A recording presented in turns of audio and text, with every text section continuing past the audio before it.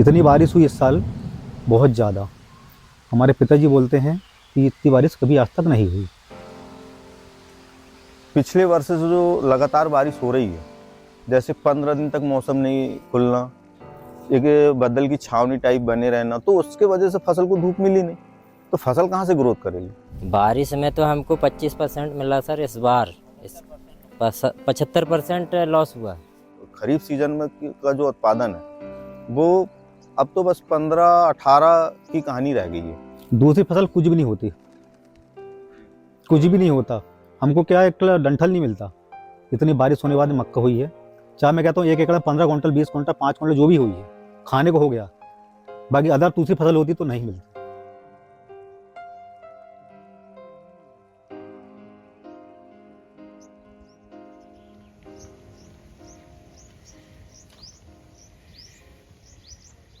मध्य प्रदेश मक्का उगाने के मामले में देश में तीसरे नंबर पर आता है और इसमें छिंदवाड़ा जिले का योगदान सबसे अधिक है।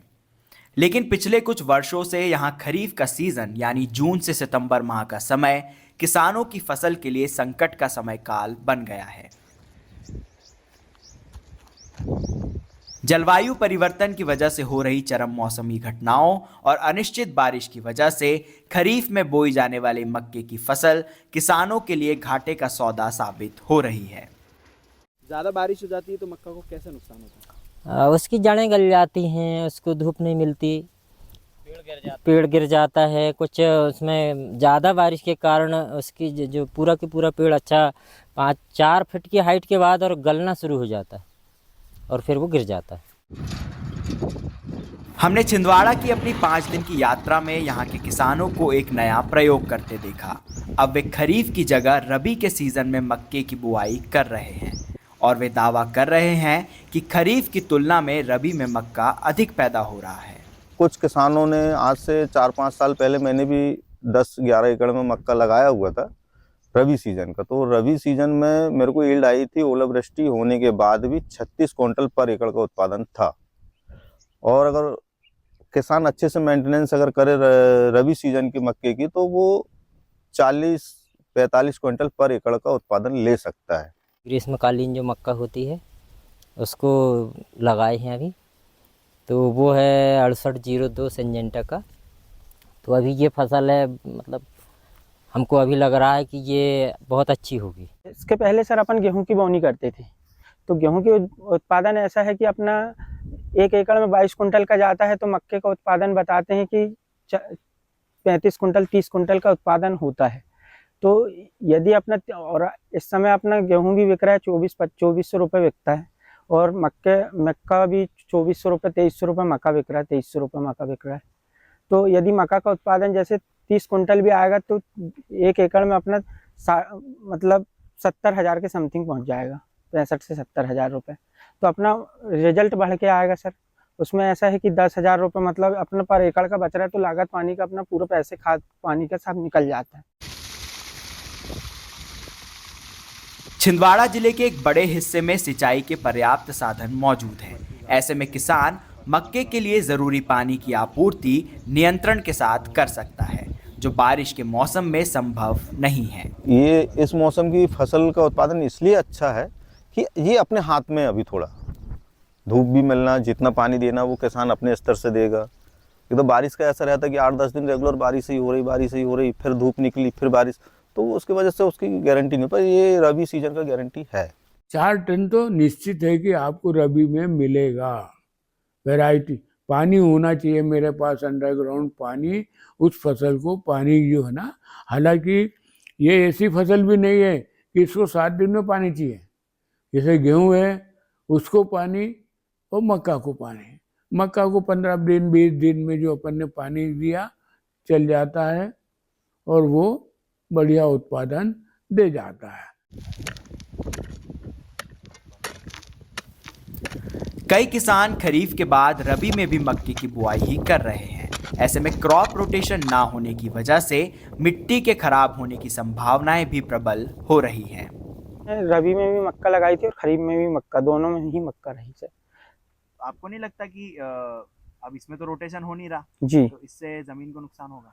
जमीन से नुकसान होगा, लेकिन इस बार आने वाले समय में मैं बारिश की फसल चेंज कर दूंगा सर, जैसे कि सोयाबीन लगा सकता हूँ कि सोयाबीन लगा लूंगा सर। रोटेशन अगर जमीन का नहीं करेंगे तो दोनों फसल का उत्पादन गिरना तय है, इसमें कोई दो मत नहीं है। क्योंकि अपन रिपीट अगर मक्के की फसल ले रहे हैं तो एक ही क्रॉप है, वो रबी हो या चाहे खरीफ किसी समय का हो, तो उसके वजह से उसका उत्पादन कम हो जाता है। यदि मान लीजिए एक साल में एक ही फसल लेते हैं तो क्रॉप रोटेशन तो होना बहुत ज़रूरी है, नहीं तो हमारी जो फसल है हम एक ही चीज़ यदि खाएंगे कंटिन्यूस तो हम बीमार हो जाएंगे। तो बेसिक सॉइल का है, यदि हम एक ही चीज़ ग्रो करेंगे तो जितनी भी एनर्जी वो सारी कौन कर लेगा, मक्का ले लेगा।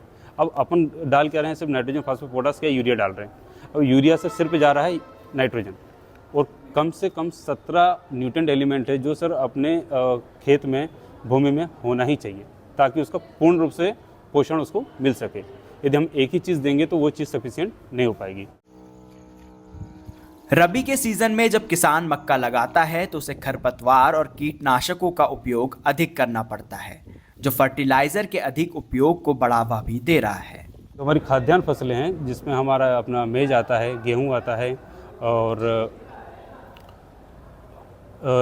चावल आता है, तो इसमें नाइट्रोजन की मात्रा ज़्यादा लगती है क्योंकि इसके अंदर रूट नोडल्स नहीं पाए जाते हैं, जिसके कारण इसमें राइजोबियम उपस्थित नहीं होता है और उस कारण से जो एटमॉस्फेयर में उपस्थित नाइट्रोजन को ये लोग संग्रहित नहीं कर पाते हैं।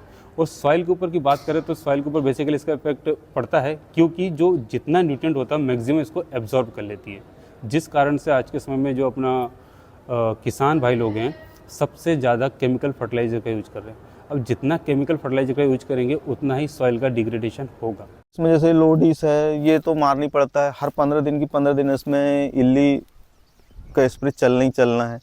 इसके बाद इसमें खाद की मात्रा कम से कम 3 से 4 बार का देना ही पड़ता है। DAP हो गया, तुम्हारा जिंक हो गया, पोटास हो गया, ये सब मिक्स करके देना पड़ता है इसको। इल्लियों का प्रकोप ज़्यादा रहता है बारिश की अपेक्षा गर्मी में, यानी इन दिनों में। क्या उपाय करेंगे इसके लिए अभी तो हमने कोराजन डाल चुके हैं और जैसे कुछ राहत मिलती 15-20 दिन की फिर डलवाएंगे, मतलब इसमें 2-3 बार डलवाना पड़ेगा बस। फर्टिलाइजर के उपयोग को सॉइल हेल्थ कार्ड नियंत्रित कर सकता है। इसमें किसान अपनी मिट्टी की जरूरत के हिसाब से फर्टिलाइजर का इस्तेमाल करेंगे। भारत सरकार दावा करती है कि वर्ष 2023 तक 23 करोड़ से अधिक किसानों को सॉइल हेल्थ कार्ड मिल चुके हैं, लेकिन जमीन पर हमें ये दावे खोखले दिखाई दिए। तो आपने मिट्टी की जांच नहीं करवाई? नहीं, अभी तो मिट्टी की एक बार मैं दिया था ग्राम सेवक को अपनी खेतों की मिट्टी ले जाके, पर आज तक वो रिपोर्ट ही नहीं आई। ये बहुत बड़ी समस्या है। किसान अगर जागरूक भी हो और वो कुछ करना भी चाहे तो कर्मचारी लोग जो हैं मतलब इतने लूज हैं कि भाई ठीक है, हाँ ये आपकी खेत की मिट्टी नाम डाल दी, आज तक वो रिपोर्ट मेरे पास नहीं आएगी आपकी खेत में क्या कमी है। मक्का के दामों को लेकर भी किसान ज्यादा खुश नहीं दिखाई देते, यहाँ तक कि बीज के दाम भी आसमान छू रहे हैं। अभी मैंने 2000 रुपये की मक्के की थैली लेके आया हूँ। इसमें अपना थोड़ा सा कम होना चाहिए कि यार अपन को मतलब जो 1200-1300 रुपये 1500 रुपये मिलती थी वही अपन को आज जाके 2000 रुपये में मिल रही है, तो ये अपने लिए थोड़ा सा रिजल्ट के बाहर होता है। सिर्फ किसान को एक अच्छा दाम मिले, क्योंकि आज मजदूर भी बहुत महंगा हो गया है, मजदूरी भी बहुत लग रही है किसान को, दवाइयाँ हैं, स्प्रे हैं, इसमें कम से कम 3-4 स्प्रे लगेंगे तभी मक्का हो पाएगा।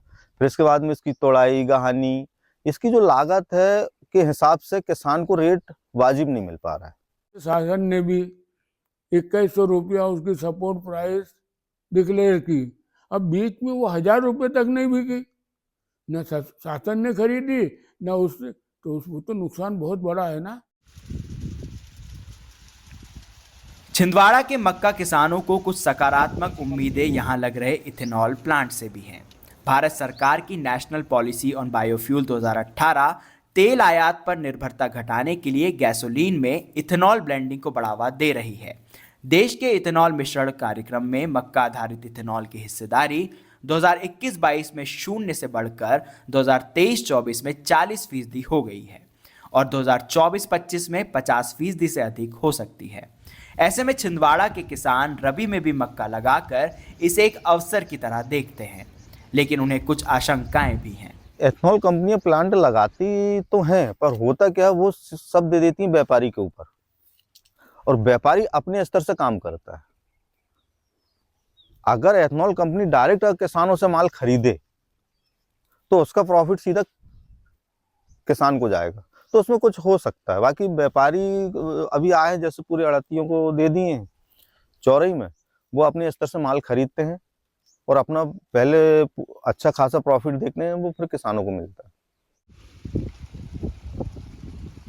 जलवायु परिवर्तन से जूझ रहे किसान अपने दम पर ही प्रयोग कर आजीविका बचाने में जुटे हैं। ऐसे में जरूरत है कि सरकार फसल खराब होने पर उनके साथ खड़ी रहे, लेकिन आलम यह है कि फसल खराब होने पर बीमा मिलना तो दूर, गांव में सर्वे तक नहीं किया जा रहा है। नहीं, उसमें कोई भरपाई नहीं है। कुछ पटवारी वगैरह आए, उन्होंने सर्वे किया, लेकिन उससे कोई अभी तक कोई भरपाई नहीं हुई। फसल बीमा योजना सरकार चला रही है, तो वो फेल योजना है। फेल इस वजह से योजना है कि जब ये पूरा ब्लॉक बैठेगा तब मिलेगा। भाई अगर मैंने 21.5 एकड़ में लगाया तो मैंने बीमा किया था, तो शासन को आदेश करना था कि पटवारी और जो भी उसके जो कर्मचारी हैं और बीमा कंपनी है, वो मेरा खेत जाके देखे। अगर मेरे को 10 एकड़ का नुकसान हुआ तो मेरे को 10 एकड़ की भरपाई मेरी होनी थी। भाई 10 एकड़ मैंने तो फसल ली है ना, पर 10 एकड़ का भी तो मैंने बीमा किया हूँ, तो वहाँ पे जाके मेरे को संतुष्टि मिलती कुछ। तो शासन का वो भी नहीं है, सिर्फ पेपरबाजी और मीडिया और टीवी में बस यही चलते रहता है, इसके अलावा कुछ है नहीं। जलवायु परिवर्तन की वजह से हो रही चरम मौसमी घटनाएं किस तरह भारत के किसानों के जीवन को उथल पुथल कर रही हैं, यह जमीन पर उनके साथ खड़े होकर ही समझ आता है। इन्हीं आवाजों को आप तक पहुंचाने के लिए ग्राउंड रिपोर्ट की टीम जमीन पर तैनात है। हमारे काम को सपोर्ट कीजिए और बदलती जलवायु की इन जमीनी कहानियों को शेयर कीजिए। छिंदवाड़ा से पल्लव और चंद्र प्रताप की ग्राउंड रिपोर्ट।